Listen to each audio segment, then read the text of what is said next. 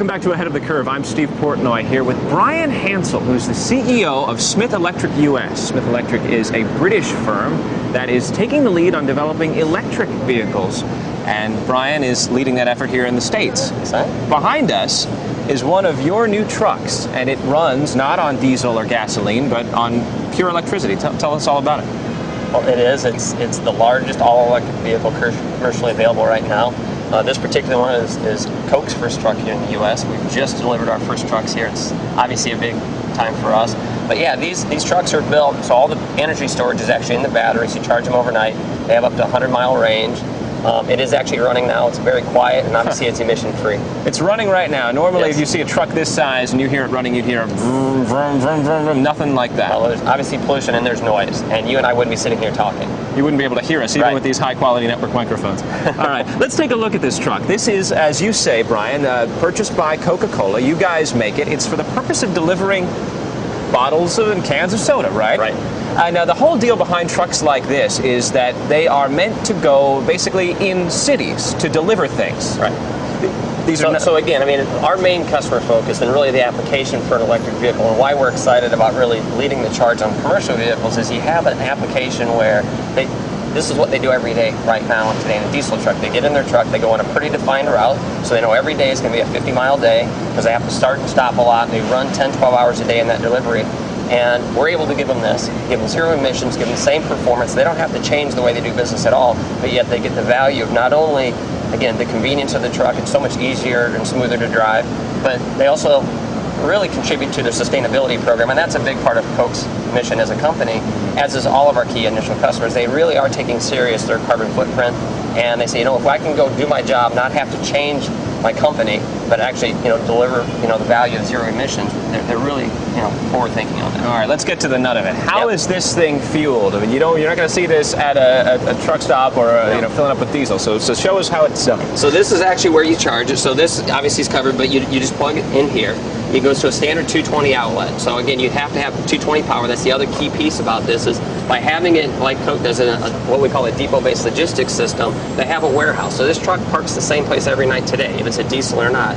In that location, we just bring 220 power, plug it in here, it charges overnight. It's another key element that a lot of people don't understand. If you think about, you talk about the grid a lot, and the amount of electricity. If we have a lot of electric vehicles, is that going to cause a problem? Actually, it's a huge opportunity because overnight, when there's not a lot of draw on the grid, you actually have surplus electricity that's just grounded. And if you don't use it, you lose it. We're actually capturing it in those off-peak hours, and then during the day. So effectively, we have free power in terms of it would have otherwise been lost. Now we're putting it in storage. We're starting at 8 in the morning, and we're using it all day. And again, when it's peak times at 5 o'clock, we don't charge. We wait till evening to actually start. But this plugs in. It's about an 8-hour charge cycle. So by the time you come in the morning, load it up, it's ready to go for a full day. And again, what we have to keep stressing is zero emissions and hardly any impact on the environment, at least in terms of air pollution from this vehicle. And it is used for in-town deliveries. You guys are also targeting, as you go about selling these trucks, delivery companies, parcel delivery companies, other kinds of companies that will serve a customer base that require deliveries on a daily basis. Well, again, I think if you look at the application, certainly you have parcel delivery, you have food delivery, you clearly have beverage delivery. The other component is service. So you have, a cable installer for an AT&T as an example that would pull up. He'd install maybe 2 or 3 homes in a day, so he needs the vehicle. He's not going to put on a lot of miles. It's a great application. The other truck we have down here, which is the boom truck, is for the utility.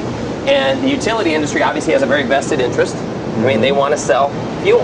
And they're in the electric business anyway. Right. So if you think about the utility industry has never been able to profit from the transportation sector because it hasn't been a viable fuel for a bit. Now with the battery technologies advancing, for the first time they can actually participate. So they're obviously motivated to be early adopters, prove the validity of it. But this is an example where it would be a service truck. So if they have any line issues or transformer problem, they take this out. Again, raise the boom. The boom's all electric also. It runs on a separate battery set, so the worker doesn't have to worry about, I'm draining my batteries, I won't be able to get home. So you have what we call traction batteries that take you out to the job site, get you back, but all day you're obviously working off a different battery. But even when this is operating, typically in a boom truck today, the engine has to run all day in order to make the hydraulics work, and they also like to keep the air conditioner running. So they literally let it sit idle all day long. So just in order to be up in the boom, they're emitting pollution all day. Well, now they go out, this is running again, and it sits here all day running off the batteries. They can operate the vehicle. So even though they don't put on a lot of miles today, it still tends to, put out pollution for 10 or 12 hours because it sits there in idles most of the operating day. Pretty neat. An electric truck that runs on electricity. All right. How about you say, what do you say we take a ride in one of these things? Absolutely. All right, Let's do it. We'll do it when we come back with more Ahead of the Curve after this.